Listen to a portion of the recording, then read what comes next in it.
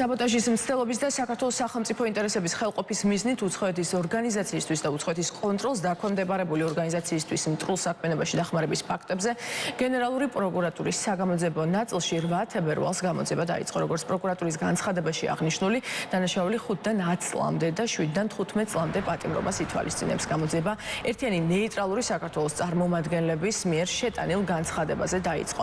ერთიანი ნეიტრალური საქართველოს დამფუძნებლებმა ქვეყანაში მოქმედი ჯაშური გზელის გამოვლენის და საქმიანობის გამოძიების მოთხოვნით პროკურატურაში განცხადება შეიტანეს. მათი თქმით, საზოგადოება წლებია თვალსადევნებს კოორდინირებულ შეტევას ქვეყნის წინააღმდეგ, რომელშიც მათი თქმით მონაწილეობენ როგორც გარე აქტორები, ისე ოპოზიციაში მყოფი უცხოური ინტერესების გამტარებელი პირები.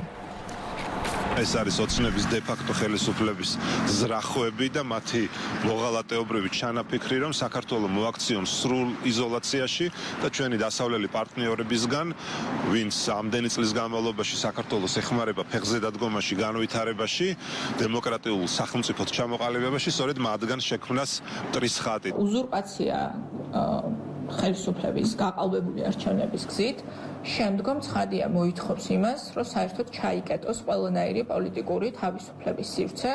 ეს მოითხოვს ავტოკრატიული რეჟიმისგან, რომ დაერიოს უკვე როგორც ოპოზიციურ პარტიებს, ასევე არასამთავრობო ორგანიზაციებს და მოხდეს ის, რაც მოხდა რუსეთში და ბელარუსში. კარგად ვიცით, რომ საქართველოს სახელმწიფოს წინააღმდეგ, ქართული ხალხის ინტერესების წინააღმდეგ სამწუხაროდ არაერთი ძალა მოქმედებდა განსაკუთრებით ბოლო წლების განმავლობაში და სხვათა შორის ამას არც მალავდნენ. ამიტომ ეხლა ყველა ნება იბოძოს და ვისაც კი დაუძახებენ ამ გამოძიების პროცესში, მიბრძანდეს და თავის ახსნა-განმარტება მისცეს.